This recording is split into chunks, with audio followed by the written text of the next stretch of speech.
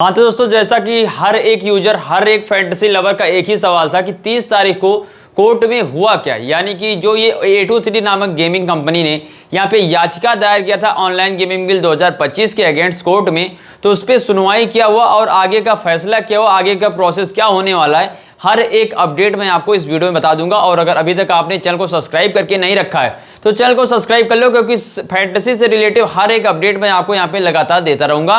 Cricket news हो गया, उसके अलावा अगर फैंटेसी वापस भी आता है तो हमारा प्रेडिक्शन वीडियो तो लगातार कंटिन्यू रहेगा ही रहेगा। अब अगर आप बात करोगे इस मामले के बारे में, तो जैसा आप भी जानते हो, online gaming bill 2025 promotion and regulation नामक बिल राज्यसभा में, लोकसभा में और प्रेसिडेंट का सिग्नेचर सब कुछ हो गया। केवल 2-3 दिनों में बहुत तेजी के साथ ये बिल यहाँ पे लागू हुआ है। और इसके खिलाफ A23 नामक गेमिंग कंपनी ने यहाँ पे high court, Karnataka high court में अपना याचिका भी दायर कर दिया है। तो यहाँ पे हुआ क्या, उस तारीख को 28 को याचिका यानी कि यहाँ पे फाइल किया गया है। उसके अलावा 30 तारीख को यहाँ पे जो डिस्कशन हुआ, सुनवाई हुआ है, वो मैं आपको बताता हूँ।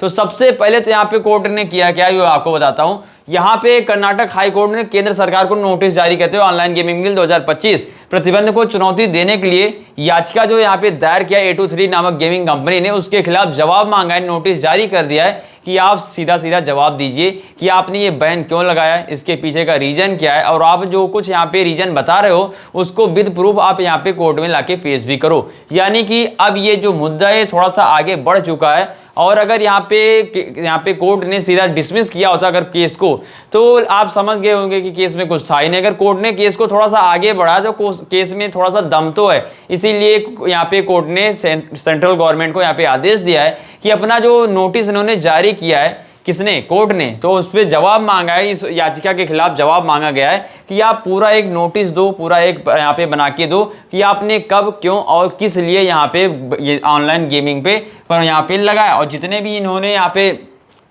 मैं आपको बता दूं कि सरकार ने इस मामले पर जवाब दाखिल करने का निर्देश भी दिया है और इसकी सुनवाई जो होगी वो 8 तारीख तक स्थगित किया गया। यानी 8 को अब अगला यहाँ पे हियरिंग होने वाला है कोर्ट में। 8 तारीख को लगभग आपको पता चल जाएगा कि इस केस में होने क्या वाला है, फैंटेसी का फ्यूचर क्या होगा, ड्रीम 11, माई 11 सर्किल जैसे एप्लीकेशंस का फ्यूचर क्या होगा। उसके अलावा 8 ही तारीख को कोर्ट यहाँ पे लगभग अपना जो अंतरिम फैसला होता है, अंतरिम राहत होता है, उसको उस पर फैसला देने का यहाँ पे निर्णय लिया जाएगा कि यहाँ पे जो जितने एप्लीकेशन है उनको यहाँ पे राहत दिया जाएगा अंतरिम की नहीं दिया जाएगा। ये भी आपको 8 तारीख को पता चल जाएगा अदालत में। बाकी अगर आप बात करोगे यहाँ पे केंद्र सरकार के बारे में, तो उन्होंने अभी तक कानून को लागू करने के लिए अधिसूचित नहीं किया है। यानी कि कानून अभी लागू तो नहीं किया गया है, ये उनके तरफ से कहना है। बाकी 28 अगस्त को गेमिंग कंपनी, आप भी जानते हो, A23 ने यहाँ पे यहाँ पे कोर्ट में जाके ऑनलाइन गेमिंग बिल 2025 के खिलाफ याचिका दायर किया था। अब अगर मैं आपको बता दूं, याचिका में तर्क दिया गया है कि यह जो कानून है यह व्यापार के अधिकार और सम्मान के अधिकार के उल्लंघन करता है। यानी कि मौलिक अधिकारों के उल्लंघन के बेस पे इन्होंने ये याचिका दायर किया है। अब मैं आपको कुछ फैक्ट बताता हूं। सबसे पहले तो सरकार का इन गेमिंग एप्लीकेशन के बैन करने का पीछे का जो रीजन था, वो कुछ ऐसे छोटे एप्लीकेशन है जिन्होंने, आपने भी अगर ध्यान दिया होगा तो कुछ बहुत सारे ऐसे भी एप्लीकेशन थे, मैं भी मानता हूं, जिन्होंने KYC वेरिफिकेशन में बहुत ज़्यादा ढिलाई दिया। उन्होंने आधार और पैन को वेरीफाई बिना किए केवल बैंक वेरीफाई करके लोगों को खिलवाना स्टार्ट कर दिया, ताकि लोग भर भर के उनके पास आ जाए, इलीगल तरीके से आए या लीगल से आए, उनको इससे फर्क नहीं पड़ रहा था। उनको केवल चाहिए था यूजर बेस। और इसी सब के चलते यहाँ पे जो बड़ी बड़ी कंपनियां जैसे ड्रीम 11, माई 11 सर्किल, जिन्होंने अपने KYC पे पूरा प्रतिबंध लगा के रखा था कि भैया, आपने भी नोटिस किया होगा बहुत सारे लोगों का यहाँ पे अकाउंट भी सस्पेंड हुआ इन बड़े बड़े एप्लीकेशंस पे, क्योंकि वो फेयर प्ले के खिलाफ जाके अपना काम कर रहे थे, इसीलिए उनका अकाउंट सस्पेंड हुआ था।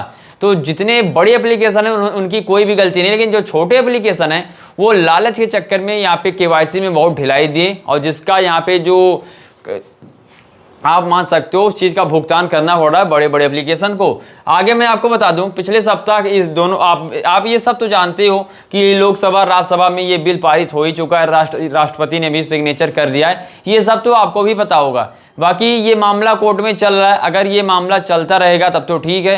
बाकी 2 राज्य सरकारें भी हैं, एक तो कर्नाटक का है, दूसरा तमिलनाडु का है, ये भी कोर्ट में जाने वाले हैं, सुप्रीम कोर्ट जाएंगे ये। और कुछ और भी एप्लीकेशन है जिन्होंने अब मूड बना लिया है कोर्ट में जाने जाने का, जैसे माई 11 सर्किल का भी नाम अब आगे आ रहा है कि वो भी कोर्ट में जाने वाले हैं। उसके अलावा कुछ छोटे बड़े और भी एप्लीकेशन हैं जो मिलकर एक मीटिंग करेंगे, उसके बाद वो भी कोर्ट जाने वाले, लगभग ये चीज़ भी कंफर्म न्यूज निकल के आ रहा है। तो बहुत सारे कंपनी हो गए, गेमिंग कंपनी में नाम नहीं लूंगा, लेकिन वो कोर्ट में जाने वाले हैं। उनका ऐसा मानना है कि अब A23 ने उनके लिए दरवाजे खोल दिए कोर्ट में जाने के, और कोर्ट भी आगे थोड़ा सा केस को यहाँ पे सीरियसली ले भी रहा है, और कोर्ट ने यहाँ पे गवर्नमेंट से जवाब भी मांगा है। तो अब केस आगे बढ़ेगा और इसका जो फाइनल फैसला आपको लगभग 8 तारीख को पता ही चल जाएगा कि इस मामले में होने क्या वाला है। एक्चुअल में यहाँ पे एक्चुअली आपको पता चल जाएगा कि फैंटेसी यहाँ पे एप्लीकेशन को राहत मिलेगा या नहीं मिलेगा, बैन हटेगा या रेगुलेशन के चलते एक बार फिर से रनिंग में एप्लीकेशंस आएंगे।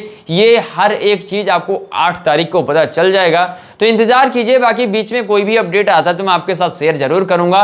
अगर चैनल को आपने सब्सक्राइब नहीं करके रखा है तो सब्सक्राइब कर लो, वीडियो को लाइक नहीं किया तो सबसे पहले तो वीडियो को लाइक कर लो। बाकी मिलते हैं अगले अपडेट के साथ इसी चैनल पे।